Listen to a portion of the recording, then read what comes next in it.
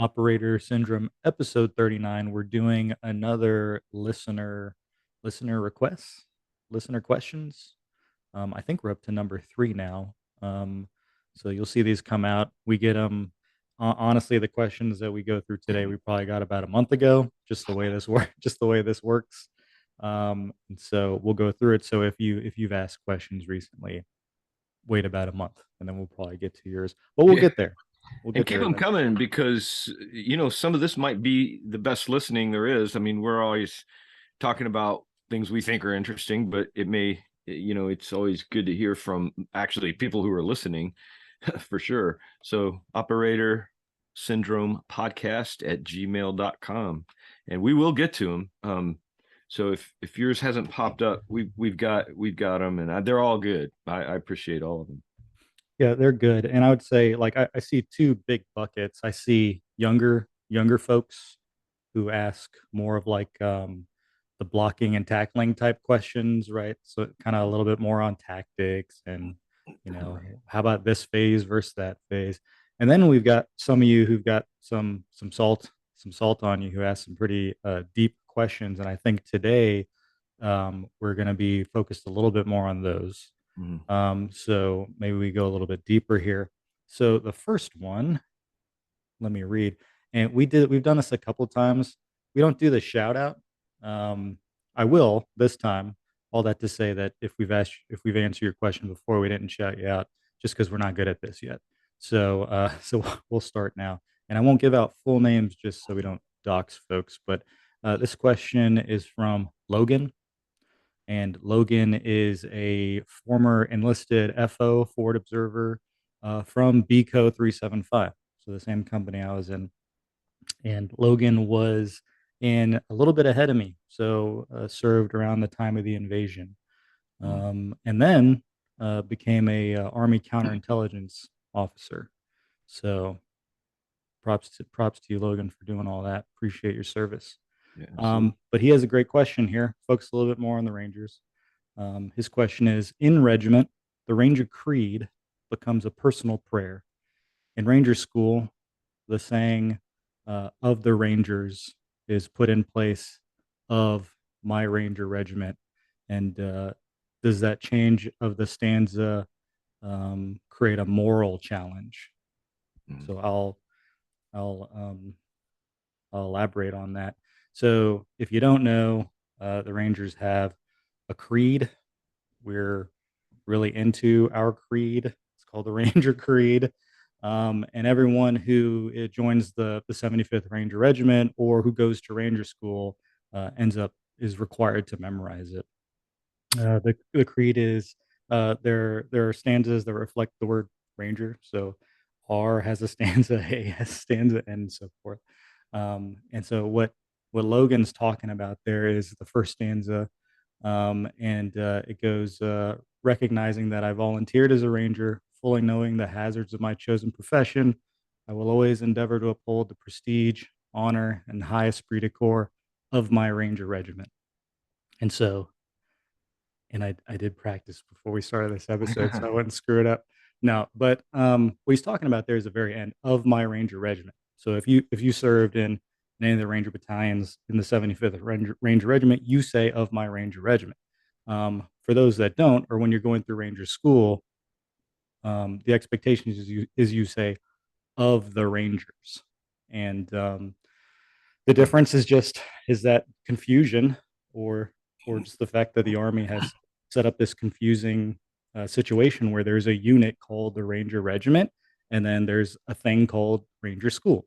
And while if you're in the Ranger Regiment, you're expected to go to Ranger School. You don't have to. Many folks who go through Ranger School don't serve in the Ranger Regiment. So he's talking there about moral injury, right? Or um, how important that creed is to us, Mhm. and what it feels like to have to change it, right? To appease Ranger School, the Ranger instructors. Um, well, first, before I get into it, do the SEALs have a creed there, Steve, or did they back in your day? Not that I know of. No creeds. No creed, and it bums me out a little bit. We, yeah, it's like Catholics versus Protestants. One holds to the Nicene Creed and one holds to no creed at all, but one's own. No, we didn't. We really didn't. And I was just thinking as you were talking about this and taking it seriously. I mean, in some past episodes, we've talked about moral injury with respect to the SEAL teams, a community very dear to my heart, and maybe we needed more of a code creed. There's kind of an unwritten one, but nothing formal like that we've ever memorized. That I can't remember. Maybe they might have come up with it, like in the movies. There's this thing, but I don't know. That could just be the movies where, like, in Lone Which movie? Survivor, Oh, Lone Survivor. Okay.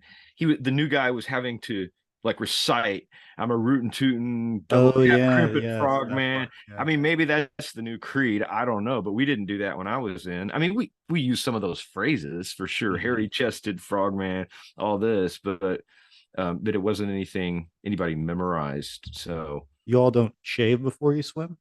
That wouldn't that well, some of us do.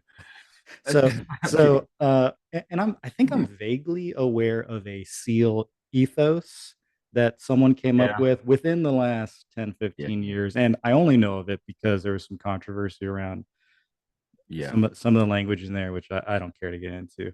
But Right. to answer Logan's question, so yeah, I mean, a creed means nothing if in fact it's something easily mocked. It's something Yeah. easily to dismiss unless you really truly believe it.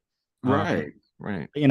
in general, I don't think of myself. I never thought of myself as a creed guy Mhm. before I joined the Ranger Regiment and then drank the Kool-Aid.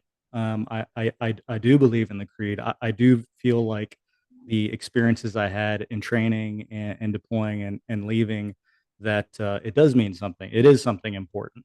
And I think in the Ranger Regiment, I think we believe the creed. I think it's important to us.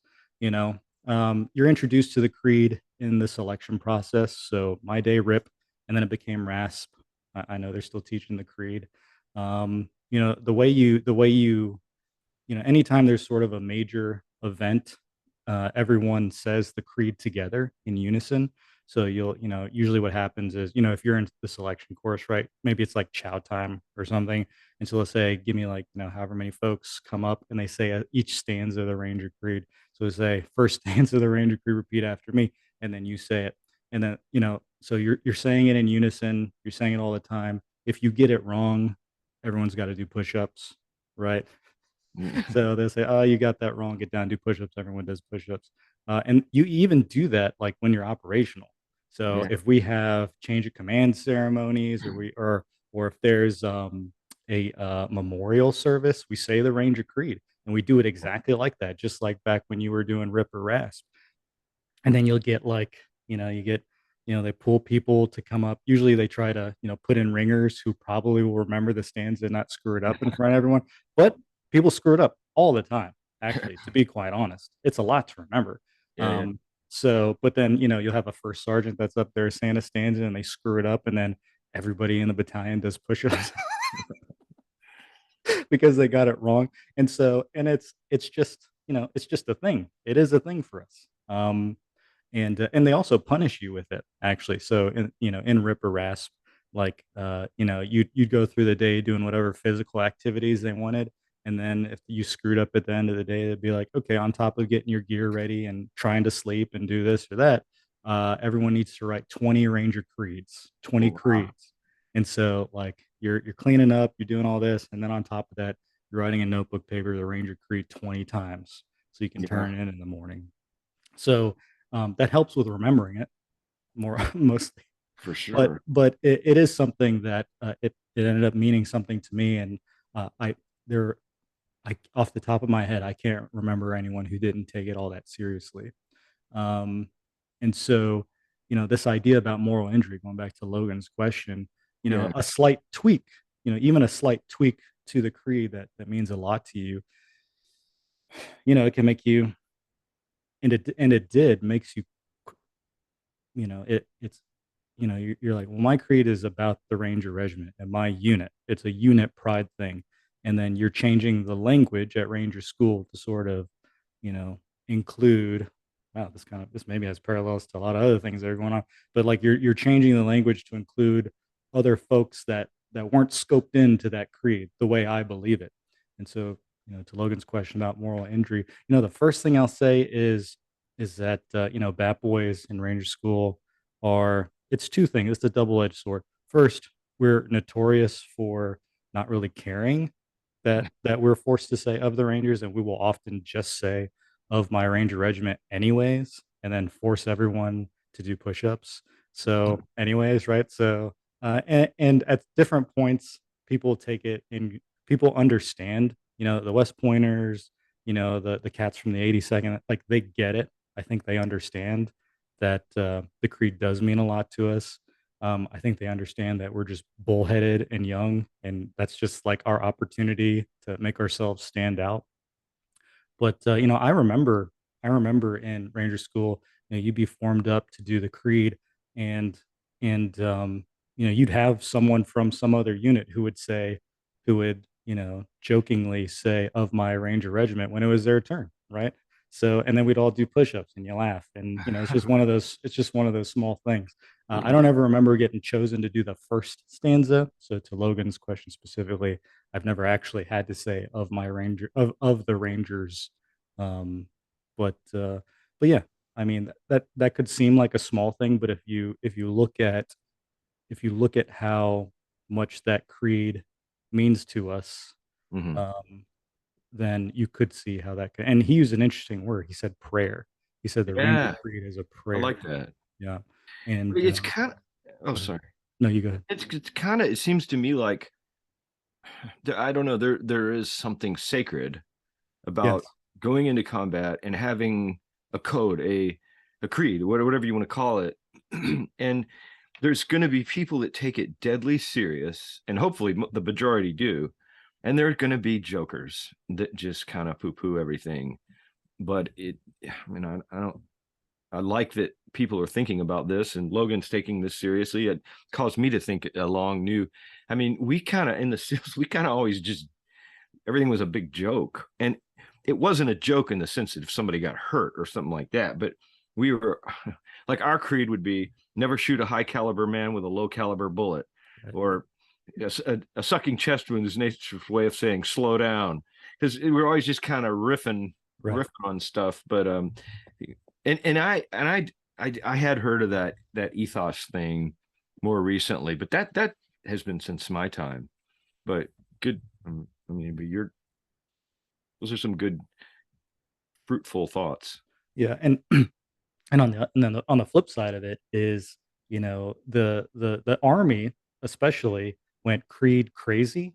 I'd say since around the beginning of 9/11 and onward. So the army in general it's just a fact, loves to copy what the Ranger Regiment does. So whatever Yeah, the Ranger Regiment does, they're like, oh, if we take that beret, if we take those yeah, PT clothes, if we create our own creed, like everyone will become the Ranger Regiment. And the fact is that's actually why, in part, why the Ranger Regiment was created to do that. It doesn't seem to work, but we still go along with it. But because then there were all these other creeds that popped up, and I'm not 100% sure of the timing, so don't blow me up on this internet. But we had an NCO. There was a soldier's creed. I remember learning a soldier's creed when I was coming through basic training. I never really got that into the soldier's creed. When I became an NCO, there was an NCO's creed. Like there's a creed. It seems like there's a creed for everything, and I never took any other creed as seriously as I took the Ranger Creed. And maybe it's because I had the Ranger Creed, and everything else paled in comparison. And maybe it's like the tribalism type thing. yeah, Like the Rangers are my tribe, and that's the only creed I give a shit about. yeah. But you learn the other ones because you have to. But yeah, interesting. Good question, Logan. Appreciate that. Okay.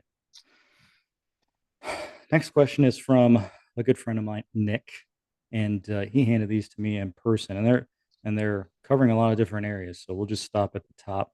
We'll just start at the top and then work our way down. So first one, um, what reforms, if any, do you think should be made to the Department of Defense to improve the lives of active duty soldiers? there are probably a lot of things that could be done. What reforms could be made or should be made to improve the lives of active duty soldiers, sailors, military personnel in general? Maybe we scope ourselves into one or two. You got any that pop up at the top of your head? I'm chewing on that one. This is the first I've heard because it was a Yeah. an Yeah. in-person note, so I didn't get to preview this one. Why don't I'll, you? I'll Yeah. I can go first because I talked to him about this in person. You know, one of the things I was telling him was that I think it's okay to let service members have fun. Um, you know, one of the things from back in my day, you know, when we had two wars we were fighting, is that, you know, we everybody it seemed like across the military everyone took combat very seriously. So and I think this is what you hear throughout history is like when combat is happening, everyone takes that training seriously. The people who were exposed to it are able to clearly communicate to those that hadn't yet what it was going to be like and what was going to be required to stay alive. And then a lot of we call it garrison activities, right? The types of the spit and polish of the military wanes in times of combat because the focus is on surviving, really. And you know, since the early tens, I guess, you know, those who have been able to experience combat has declined, and I hear rumors, or I hear in general that the spit and polish military is coming back with a vengeance, and you know, oftentimes people are questioning the purpose. Why am I here? Like when I was a kid, I heard about Iraq and Afghanistan, and the people who Hmm. went off there and did great things, but now it's 2015, and I joined the military, and I'll never see combat, but I'm an infantryman. What is this? So there's a lot of um, you know, there's a lot of internal conflict there, and you know, I you one thing you could do is start a war, so that way you're back to doing combat. One of the things I said is it's okay to have fun. You know, I heard about I hear about what service was like before big wars propped up, and it sounds to me like folks were smart enough back then to have some fun every once in a while. You know, crack a beer, be Hmm. safe, but you know, have fun at the same time. And you know, that's one thing I would say because it doesn't. I could see how the military would have trouble coming off the seriousness of prepping for combat, and then there being no wars, the leadership continuing to pretend to act like there is, and then not allow folks to cut loose a little bit. You got anything? Yeah, no, those are all they make a lot of sense. And like like you said at the preface, this is a big question. This is a huge question. I tend to sometimes be more philosophical with my answers, for better or for worse. Um, yeah, I am also sometimes tend to be kind of optimistic and an idealist, maybe overly so. I don't mean to. It's just kind of the way I'm wired. But I've always thought, and I'm a dreamer, and in some ways, like this is going to sound stupid. It won't sound stupid. It'll sound naive and like, oh yeah, right. But let me throw out something I've talked about in another podcast with somebody, because I so much care for our soldiers, sailors. Man, I'll start it with the Linkin Park song "Hands Held High." And they said, "When the rich wage war, it's the poor who die." All right, there's a lot of truth to that, a lot. And I'm not saying you can just we'll just wave a wand and just solve everything, but like I think part of one problem as I see it, and not just in the military and with our vets and people who are suffering. Look at the suicide rates.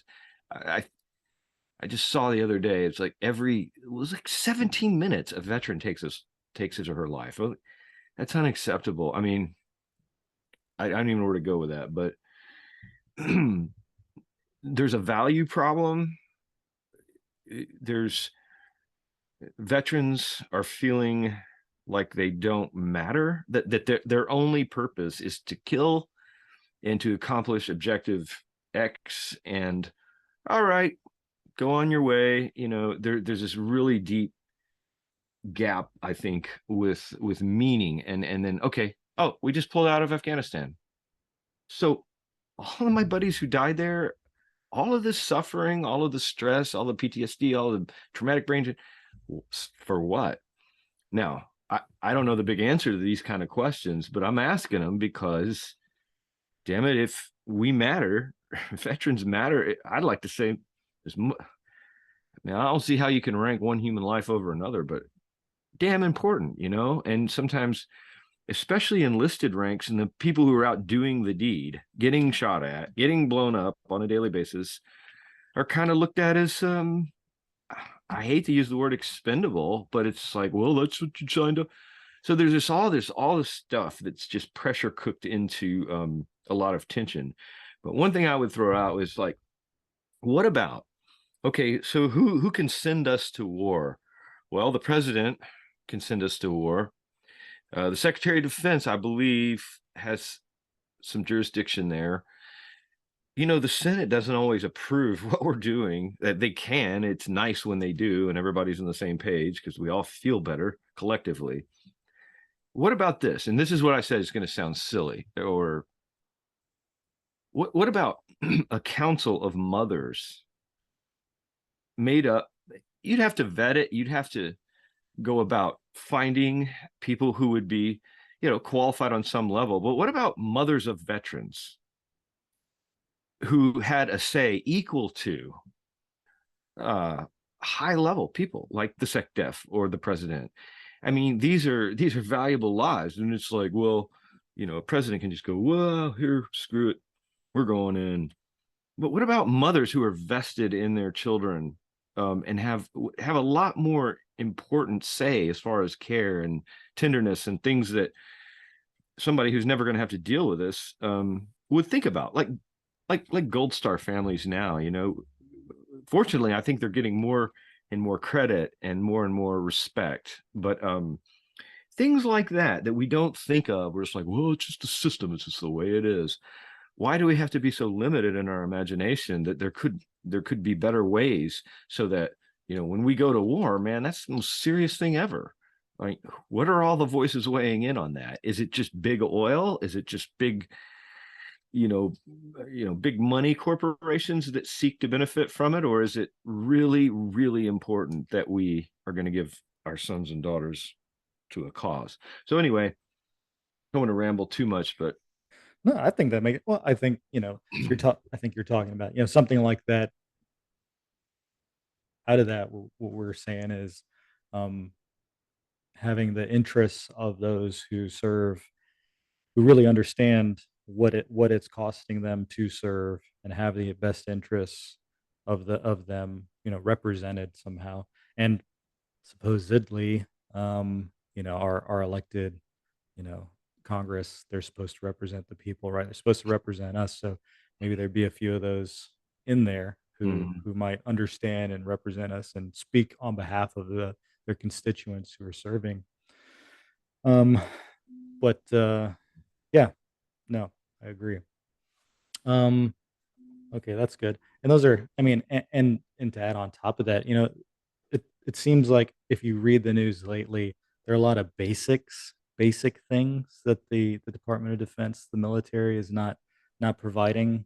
Um, the quality of life seems to they talk about mold in barracks and crappy food and closed this and lack of water, equipment leaking. and just yeah, like fuel. I think I saw some fuel in your water when you're Oh, underway. That seems like that would be trouble. I've never been on a boat, but I figure that would be a problem. So maybe getting back to the basics too, right? So sometimes I wonder if they get so caught up in fighting a war that's to be that they're forgetting about like just doing the basics right, and then you know letting the rest happen. yep, Next question. This one's about your time as a chaplain. We'll yeah. we'll scope it in though because we haven't quite got there in our story. So the specific question is, what is the most difficult part of serving soldiers, sailors, service members of a different faith? Is that something you ran into at all? Yeah, I'm trying to think of specifics. or even no faith. If you can't think of different faith, let's add no faith on top. Yeah. Yeah, I guess it's the singular challenge would be, um, because when you're dealing with a faith tradition like Christianity, and in my case Protestant Christianity or Catholic Christianity, you kind of have a reservoir of, what do you say, kind of a spiritual reservoir to pull from in a canonical source. So we can tell the stories that we've always told one another through spiritual eyes, whether it's the Sermon on the Mount, or the stories of King David and battle in the Old Testament. And there's just a rich well of history and of tradition to kind of spread out. And it is comforting. I mean, I'll never, like, you know funerals suck to have to do. I've done many funerals. I don't think I'd ever, if I could not do another one, I wouldn't, but it means something to a family who's grieving. And if I can play a role in that, that's good. But I never get tired of hearing Psalm 23, "The Lord is my shepherd, I shall not want," read when you're hurting, or Ecclesiastes 3, like, there is a time and a season for everything, a time for war and a time for peace, time to love, time to hate, time to dance, time to refrain from a dance. And so these are just comforting to me. So the hardest thing would be in another tradition, like, uh, we'll be talking about an event called Extortion 17, where Chinook was shot down, largest mass casualty, I think, in OEF, uh, in special warfare history. 20 SEAL operators and about 18 Army and augmentees were killed. Just worst, really bad. One of the dog handlers on board was a guy named John Duang Dara, and he was from Laos. His parents immigrated from Laos, and I was serving as a chaplain augmentee at the time at Dev Group where this happened, and I had to go out and find a Laotian priest, a Buddhist priest, the Laotian tradition, and there's language barriers. I had to meet with John's family and see what they needed, and they celebrate, or not celebrate.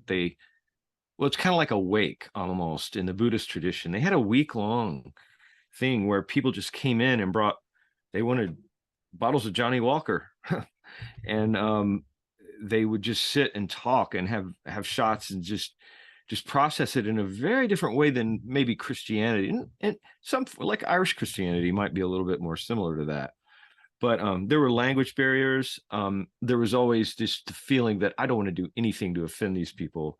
They're grieving the way they grieve. And so the challenges were more like logistical, I would say.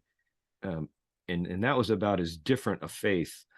I much more understand, like, the Jewish faith, even though I'm not Jewish, because it's so aligned with the Christian tradition, and even the Muslim faith, which is an extension of the Abrahamic faith, as we call them.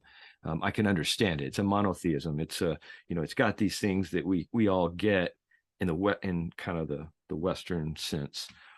So yeah, just I don't know, knowing, just the nervousness of not wanting to make a misstep in trying to comfort a family who's grieving. But Is and we're gonna get more into how you came about choosing chaplaincy, becoming a yeah, chaplain. yeah, Um, but just related to this, were you? Because I know you have to. I know you have to be. Is it ordained before when you go to apply? You have to yeah, already be trained up in your religion. I don't know a better way to say yeah, that. yeah. Maybe schooled up in your religion. Is there a chaplain's course? Did you receive any sort of training about interfaith interfaith Yeah, work? yeah, you do at chaplain school. So yeah, it's pretty much pretty high credentials to get to be a chaplain. It's unbelievable. If you do say so yourself. If I do say so myself, it is like, you have to have a Master of Divinity. So Okay. that's about a 3 to 4 year degree from an accredited seminary, or rabbinic school or whatever. You have to be ordained, which means you have to be, now you've got your degree, now you've been ordained by a body, an ecclesiastical body, to say you have the chops to be able to know what you're talking about. Then you have to get, it goes on a senator roll call. So they have to vote. Now, I think they rubber stamp it if you've met these other credentials. And then once you get through all of that, you get your commission, and then you go to Officer Development School, ODS. It's kind of like OCS, but different, for staff corps officers rather than line officers. And then you go to chaplain school, which is, yeah, it's 2 months, I think, total. And you get all kinds of training along that way. And the language we use in the chaplaincy is you facilitate for another faith group. You don't represent them. You can't lead a worship service. I can't lead a Buddhist worship service. Mm-hmm. Obviously, I don't know what I'm talking about, but I'll do everything I can, including going and finding a Buddhist priest if I need to, and bringing them there wherever the need is, and making a space for that group to worship. And they really pounded into you that we don't discriminate. I mean, it's kind of back to that sacred thing. Every sailor soldier who's upright and is doing the deed, they deserve the best of whatever their faith is or is not. One of the interesting questions we had when I was working at the Pentagon, I worked at the Pentagon for about 3 years as a reservist chaplain of the chief's office, which for the Navy is the chief of Navy chaplains. So that's the 2-star in charge of the Navy Chaplain Corps.